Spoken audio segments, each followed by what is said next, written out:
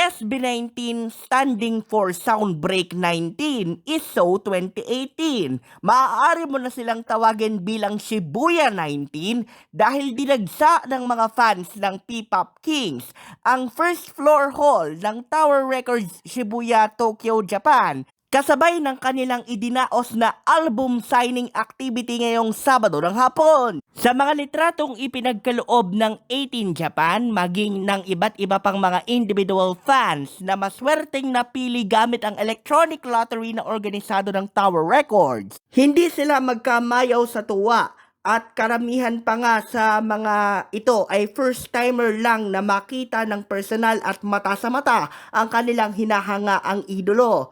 Viral pa nga online maski sa iba't ibang fan forums ang isang babaeng fan na naiyak na sa tuwa at pinunasan pa mismo ni SB19 Ken ang kanyang nangingilid ng luha. May ilang fans din na maswerteng nakita ng malapitan ang buong hanay ng P-Pop Kings at nakipag-selfie pa sa isang design na kahon. Walang pinipiling edad ang mga sinuwerte dahil ang pinakabata ay isang 5 taong gulang na nakaharap pa ang SB19 at nagsabi na 5 years old lamang siya at hindi pa pwedeng dumalo ng isang malakihang concert.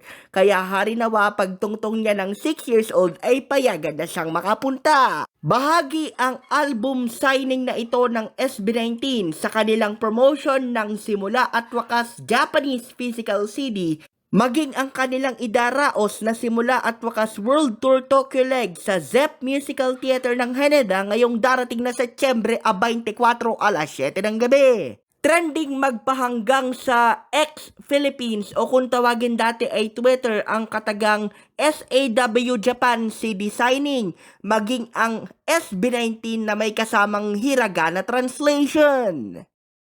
Hindi rin naitago ni Roslyn Pineda na isa sa mga matataas na opisyal ng Sony Music ang kanyang tuwa dahil ng masigabong pagsalubong ng mga Pinoy at Japanese alike sa Mahalima kasabay ng album signing activity. Ayon kay Pineda sa kanyang Twitter account, dati lang niyang nakikita ang masigabong reception na yan sa mga dokumentaryo ng iba't ibang mga bigating artista. Maski siya ay hindi na rin makapaghintay na mairaos ng maluwalhati ang Simula at Wakas World Tour Tokyo Leg.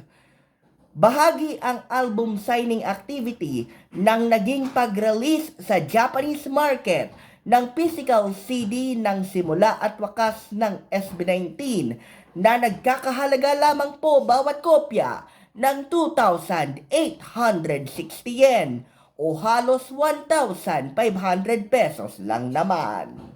Para sa Mabuhay Radio News, sa walang takot walang pinapaboran, ito ang Sanbat sa Patrol No. 2 Stephen Saraspe Perez.